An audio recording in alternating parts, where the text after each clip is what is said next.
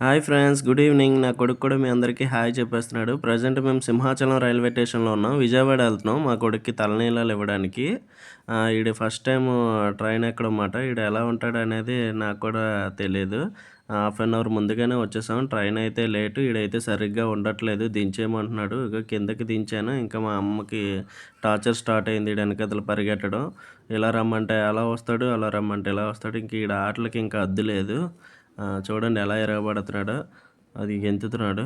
గొద్దులో ఓపిక ఉండదు కానీ ఇటు డ్యాన్స్ ఏసేస్తాడట. అదిగో ఈటీ మొగ్గలేసేయాలి ఇప్పుడక్కడ. ఓకే. ఇంతలోనే అనౌన్స్‌మెంట్ ఇచ్చారు. ట్రైన్ వస్తుందనే బాధ. బాబోయ్! బాత్రూమ్ కూర్చున్నాడు. ఏదైతే జరగకూడదు అనుకున్నానో అదే జరిగింది. డైపర్ ఉంది సేవ్ అయింది. కడిగేశాను. ఇంతలోని మా ట్రైన్ వచ్చింది.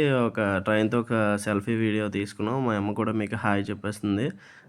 సో, ఇక ట్రైన్ ఆగగానే స్లోగా మనం ట్రైన్‌లోకి ఎంటర్ అయిపోయాం. ఎంటర్ అయ్యగానే బాబుగారు డాన్ పోజ్ ఇచ్చారన్నమాట. ఫస్ట్ టైమ్ ఈ ట్రైన్ ఎక్కడం కాదు కానీ చాలా ఎక్సైట్‌మెంట్ అయిపోతున్నాడు.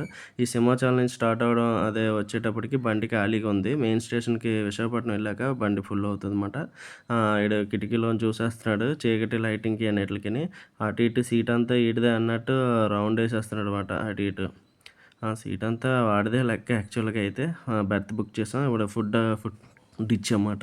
ఫుడ్‌కి ఒక ఫోజ్ ఇచ్చాడు. తర్వాత నుంచి బాబుగారు వెంటనే పడుకున్నారు. హ్యాపీగా పడుకున్నారు బాబుగారు.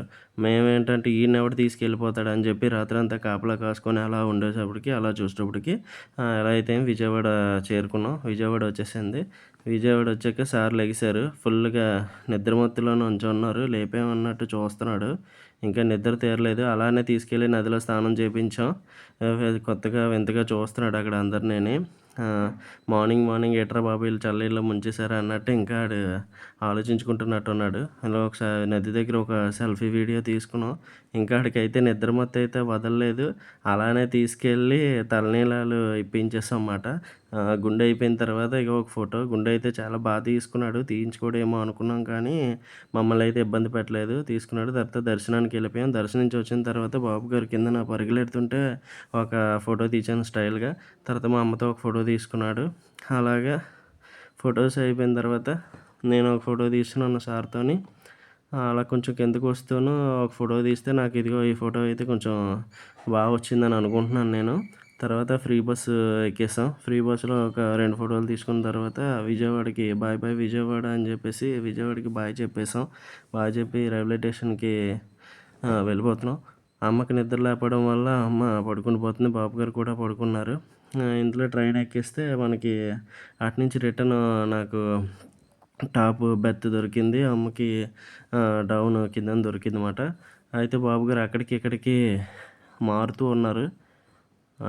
కిందకి అమ్మ రమ్మంటే ఫస్ట్ రానన్నాడు.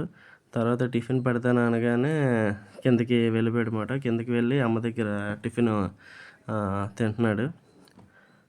చూడు ఎంత బాగా తింటున్నాడో ఆడు. ఆడి స్టైలే వేరు. తర్వాత అమ్మ బాబు నువ్వు తింటావా అన్నది. నేను తిన్నా ఆల్రెడీ నా కడుపు ఫుల్ అయిపోయింది. అసలు తినాలని అనిపించలేదు నాకు అసలు. కానీ చాలా టైర్డ్ అయిపోయాను. టైర్డ్ అయిపోయాక ఇంకా ఫ బెర్త్ టాప్ బెర్త్ కాబట్టి పడుకుంటూ పోవాలని ఫిక్స్ అయిపోయి ఇంకా వీడియో ఆపేద్దాం అని చెప్పేసి ఫిక్స్ అయిపోయి ఆల్రెడీ టైర్డ్ అయిపోయాను. ఫోన్ లోపల పెట్టాలని చెప్పి థింక్ చేస్తూను లాస్ట్ ఒక చిన్నది అటు ఇటు ఫోన్ షేక్ చేసి వీడియో ఎండ్ చేద్దాం అనుకున్నా. ఈలోపు నేను ఫుల్‌గా పడుకుంటే విశాఖపట్నం రైల్వే స్టేషన్ వస్తుంది. మా నాన్నగారు బండేసుకొని వచ్చారు. ఫస్ట్ బాబుని నన్ను ఇంటి దగ్గర దించేశారు. తర్వాత అమ్మ కోసం వెళ్ళారుమాట. Okay friends. Thank you all. Okay. Like, subscribe.